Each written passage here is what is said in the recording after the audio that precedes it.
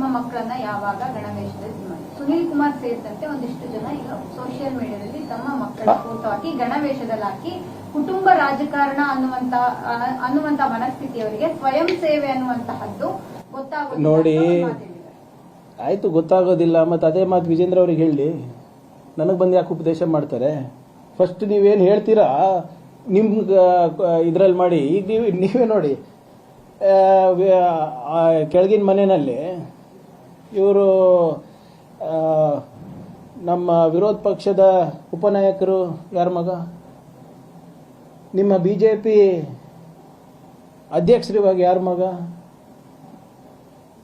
ಏನಷ್ಟು ಅಂದ್ರೆ ನೀವಾಗಬೇಕಾಗಿರುವ ಅವರೇ ಆಗ್ಬೇಕಾಗಿತ್ತಂತಲ್ಲ ಬಿಜೆಪಿ ಅಧ್ಯಕ್ಷರು ಸುನೀಲ್ ಅವರು. ವಿಜೇಂದ್ರ ಅವ್ರು ಹೆಂಗಾದ್ರು? ನನಗೆ ಬೇಜಾರಾಗ್ಬಿಟ್ಟಿದೆ, ನಾನು ಜನರಲ್ ಸೆಕ್ರೆಟರಿಯಿಂದ ದೂರ ಉಳಿತೀನಿ ಅಂತ ಹೇಳಿದ್ ನಾನು. ಅವರ ಎಲ್ಲ ಹೆಂಗ್ ಮರೀತಾರೆ ಇವರೆಲ್ಲರೂ? ಆಮೇಲೆ ನಾನು ಈಗಲೂ ಅದೇ ಹೇಳ್ತಾ ಇದ್ದೀನಿ, ಸುಮ್ಮನೆ ಯಾವುದೋ ಒಂದು ದಿನ ಫೋಟೋ ತೆಗ್ಸೋದಲ್ಲ. ಕೊಡಿ, ತ್ರಿಶೂಲ್ ದೀಕ್ಷೆ ಕೊಡಿ, ರಾತ್ರಿ ಹೊತ್ತು ಗೋರಕ್ಷಣೆಗೆ ಬಿಡಿ, ಅವ್ರಿಗೆ ಸ್ಕೂಲಿಂದ ಬಿಡಿಸಿ, ಕಾಲೇಜಿಂದ ಬಿಡಿಸಿ, ಬಿಸ್ನೆಸ್ಸಿಂದ ಬಿಡಿಸಿ, ಶಾಖೆನಲ್ಲಿ ಫುಲ್ ಟೈಮ್ ಕಾರ್ಯಕರ್ತರಾಗಿ ಆಮೇಲೆ ನೀವು ನಮಗೆ ಬಂದು ಉಪದೇಶ ಮಾಡಿ.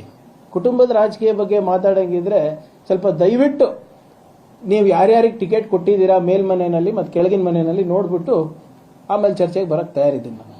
No problem with that at all.